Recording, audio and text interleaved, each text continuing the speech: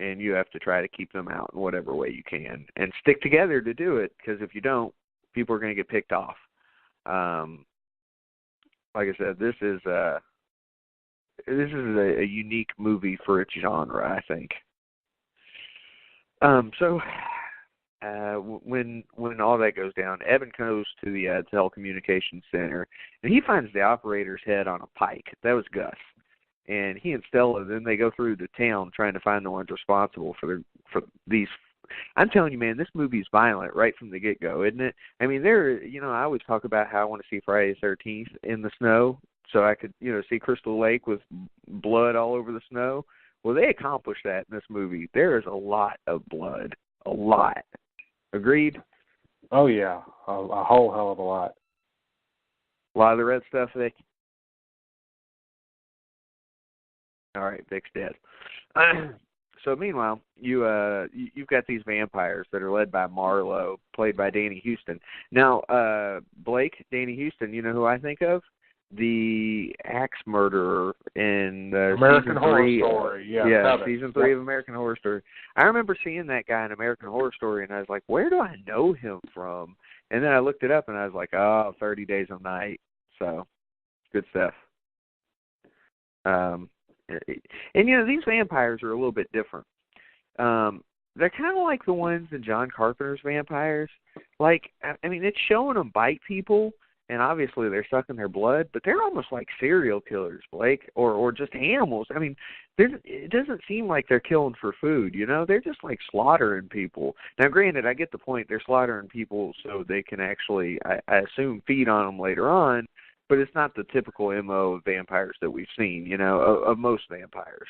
They're not just killing them to suck blood. Right, it's not like a slow a gratuitous process. Violence thing, yeah. Yeah. I mean, I feel like this movie's more like a slasher than a vampire movie, because these vampires don't seem to have the typical motive of vampires. They're more like, just serial killers, just running around slaughtering people. Yeah, that's what it feels like for sure, and it's disconcerting, and it's definitely something that hadn't really been done as far as other vampire films, with the exception of maybe Near Dark. There was a little bit of that in Near Dark. Yeah.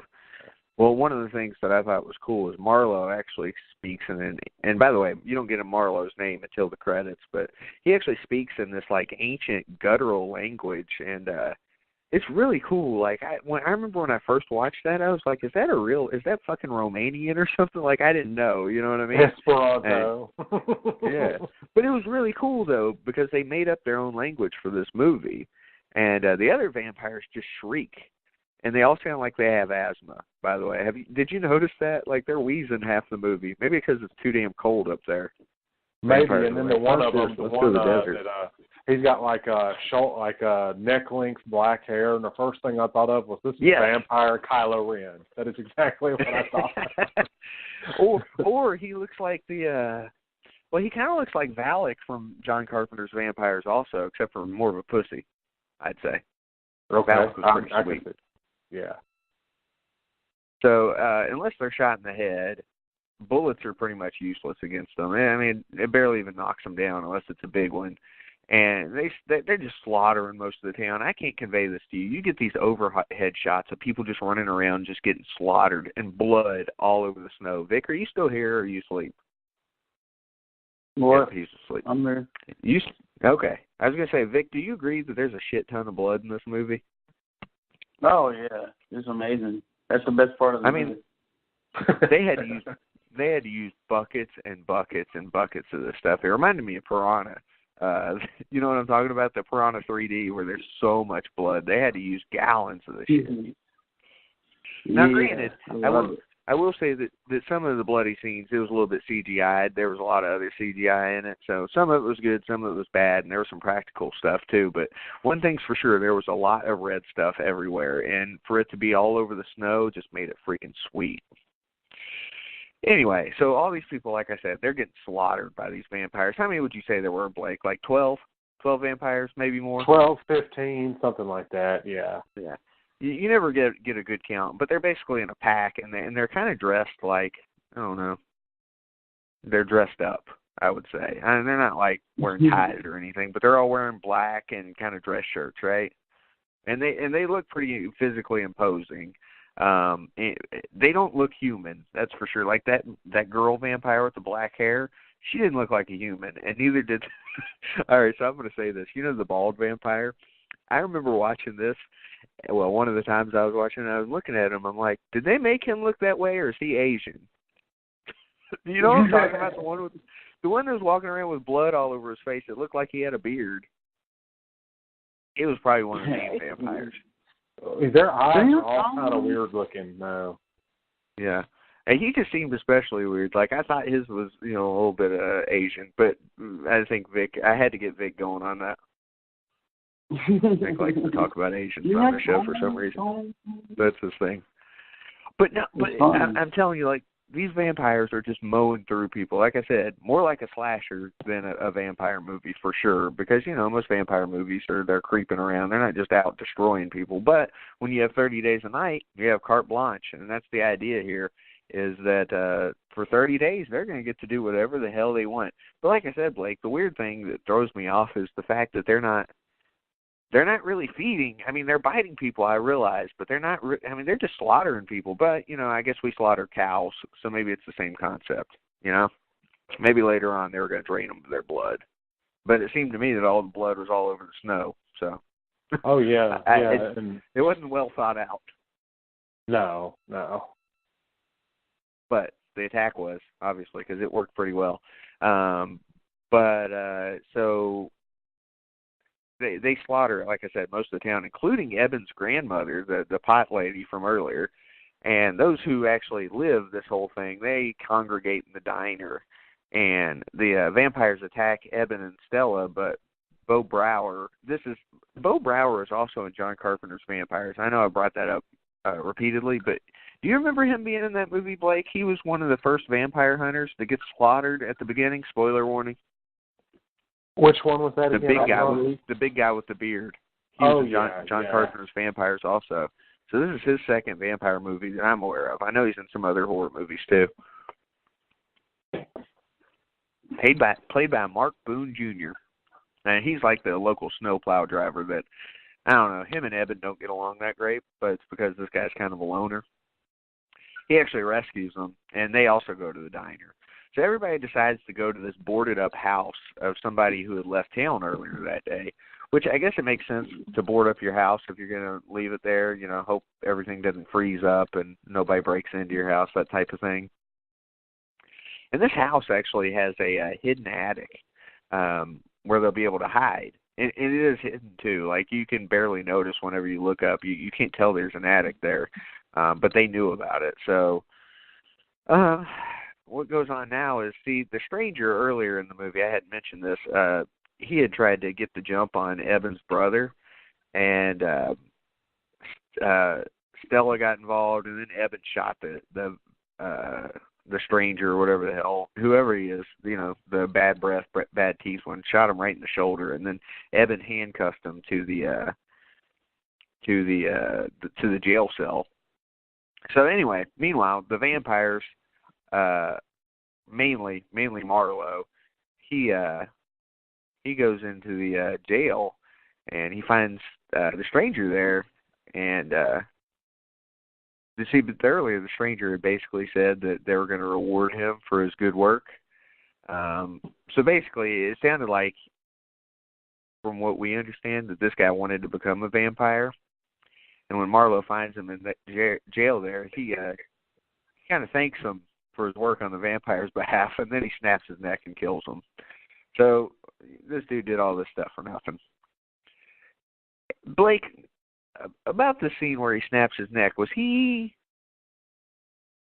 did he do something wrong, or was this vampire going to kill him no matter what? The vampire was going to kill him no matter what. He just was... Okay. He was lulling him into, I guess, what would be called a false sense of security. That's how I interpreted it anyway. Yeah. I mean, you could tell he was creeped out whenever the vampire got there, because he's like, oh, he's just making this weird moaning noise. He was fucking scared. So anyway, Marlowe orders the vampires not to turn anybody else into a vampire. and they'll slaughter the town and then disappear in order to preserve modern humanity's belief that vampires are the stuff of bad dreams and nothing more. You know what's funny, Blake?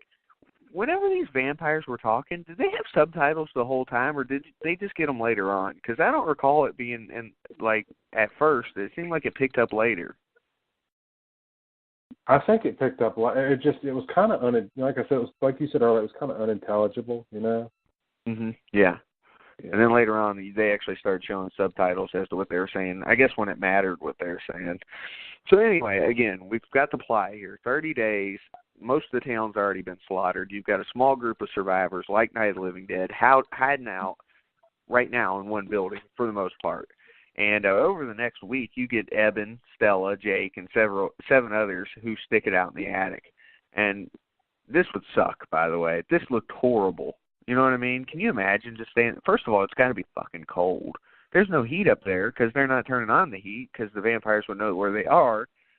And it's Alaska, and it's in the middle of night for 30 days. And where are you going to piss? I know they could climb down and go piss in that bathroom, but they couldn't even flush it. It had to suck. And what were they going to eat?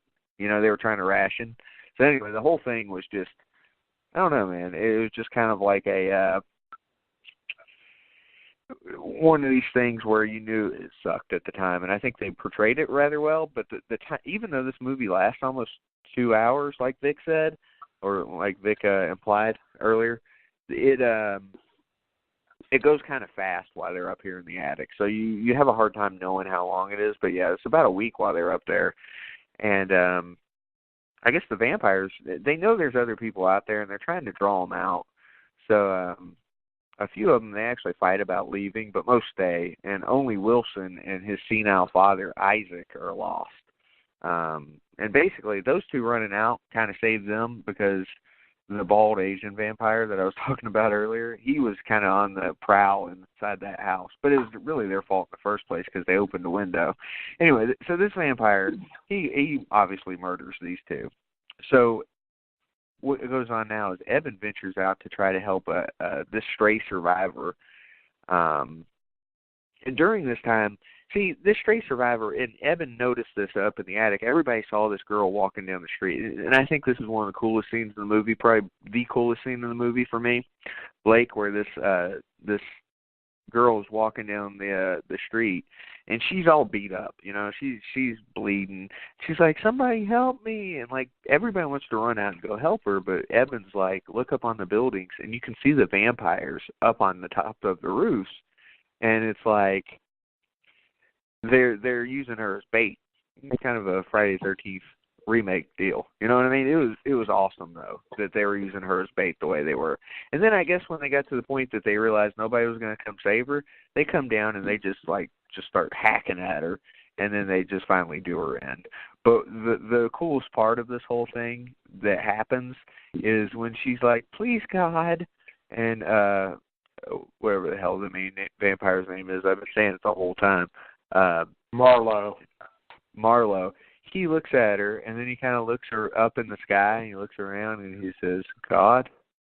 No God." And then they just destroy her. It was awesome. What a dick move. Marlowe's kind of an asshole, isn't he? Yeah. Mm-hmm. So anyway, during this time, Eben had ventured out there, but it was kind of sad for the hero because, you know, like I said, Eben's supposed to be the hero of this whole thing, but he can't even do anything to help her. I mean, what's he going to do? Maybe even going out there with a gun's not going to help. He's going to get slaughtered. So he has to, like, listen to her screams and hear her die. Well, during this time, he actually sees somebody he knows from the town laying under one of these houses, and he gets him out. And the guy has been turned. Now, I don't think he was meant to be turned, but one of the vampires didn't realize he was under there after he had hurt him. Now, this guy that was under the house, Blake, I'm sure you watched it closely. How the hell did I saw him get his face slashed. So if the idea is that, you know, vampires are spreading it based on, like, a virus or something, I guess it's in their claws, because it never shows them get bit, does it? No, it doesn't show him get bit, but I think that's the part of it, because they conceal his face a little bit. You know, like it's concealed. Yeah. You could tell something's wrong with it, but you can't. Right. You know, they're capitalizing on your uncertainty. That's what they're doing. Right. And so when Eben gets this guy out, like I said, he's changed. And the guy, he's like, I'm so hungry now. He's like,